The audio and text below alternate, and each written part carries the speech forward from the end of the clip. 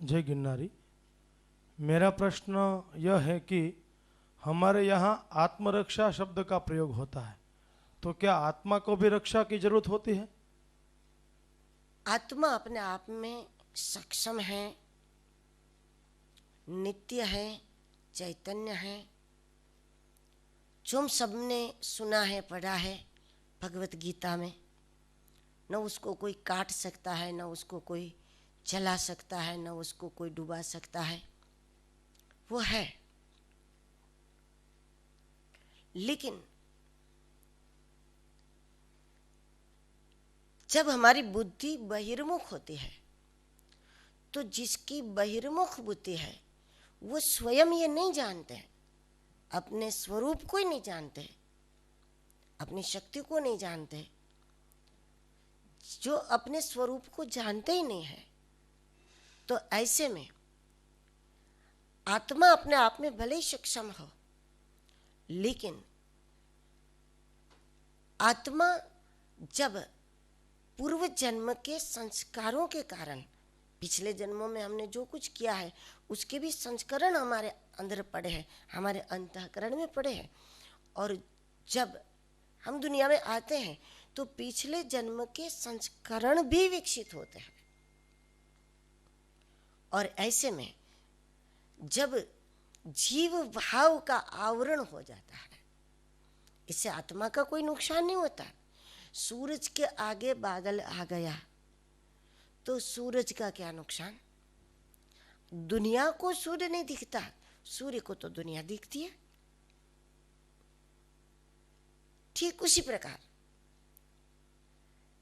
जैसे पानी के ऊपर चिकनाई बन जाती है, हरी हरी चिकनाई जब पानी के ऊपर बन जाती है, तो इससे दुनिया को पानी नहीं दिखता, तो ये दुनिया के लिए अवरोध हो जाता है। जिस प्रकार सूर्य को कोई फर्क नहीं पड़ता, ठीक उसी प्रकार जब बहिर्मुख बुद्धि के कारण आत्मा के आसपास में जो आवरण बन जाता है,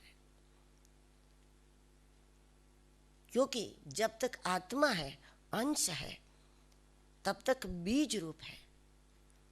जिस प्रकार एक बीज में एक पेड़ की संपूर्ण सत्ता है, संपूर्ण शक्ति है, लेकिन अब नहीं है भी कैसे कहे कि उसमें है ही। लेकिन आम का बीज खा लो तो क्या उसमें स्वाद आ जाएगा? क्या पेट भर जाएगा?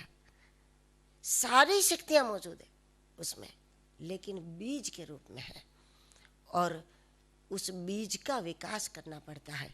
जब अविकसित आत्मा है ना, हम संतों को क्यों मानते हैं, गुरुजनों को क्यों मानते हैं? इसलिए तो मानते हैं कि वो सारे आवरणों को पार कर दिए।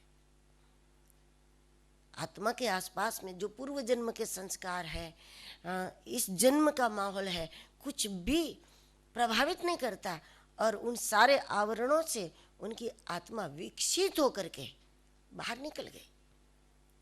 जिसे एक अंडे के अंदर पंछी का छोटा बच्चा होता है, पहले पानी के रूप में होता है, और जब वो पंछी बन जाता है, उसका कद बढ़ जाता है, टूट जाता है अंडा, वो उतना विकसित हो जाता है कि अंडा छोटा पड़ जाता है। तो उस प्रकार जो आवरण को तोड़ नहीं सकता वो जीवात्मा है, और जो आवरण को तोड़ने लगा है वो तो महात्मा है। तो उसमें शक्तियां है, हाँ, सब कुछ शक्तियां है, उसको आत्मा की रक्षा की जरूरत नहीं पड़ती, आत्मा से रक्षा प्राप्त कर लेते हैं। दोनों बातें, जब तक हमारे आत्मीय विकास नहीं है तब तक आत्मरक्षा की भी जरूरत होती है कि वो आवरण ज्यादा आसपास में न बन जाए। जीव भाव का सत्वगुण, रजोगुण, तमोगुण, ये सारा आवरण है जो ढक देता है। मुट्ठी भर धूल हो तो भी लाखों का हीरा ढक जाता है, इससे हीरा खत्म नहीं हो जाता, लेकिन वो ढक तो जाता है। उस प्रकार आत्मा उस आवरण में ढक जाती है, और जो अविकसित आत्मा है तो वो जीवात्मा है। तो वहाँ पर आत्मरक्षा की आवश्यकता है, लेकिन जब गुरु कृपा हो जाए, सत्संग करे, साधना करे, और जब आत्म विकास को प्राप्त कर ले तो फिर आत्मा से रक्षा। जैसे छोटा सा पौधा हमें पेड़ बकरी से बचाना पड़ता है, लेकिन जब वो वट वृक्ष हो जाता है तो फिर उसी की छांव में हजारों भेड़ बकरे विश्राम करते हैं। तो उस प्रकार अविकसित है तो आत्मा की रक्षा, और विकसित हो गया तो आत्मा से रक्षा प्राप्त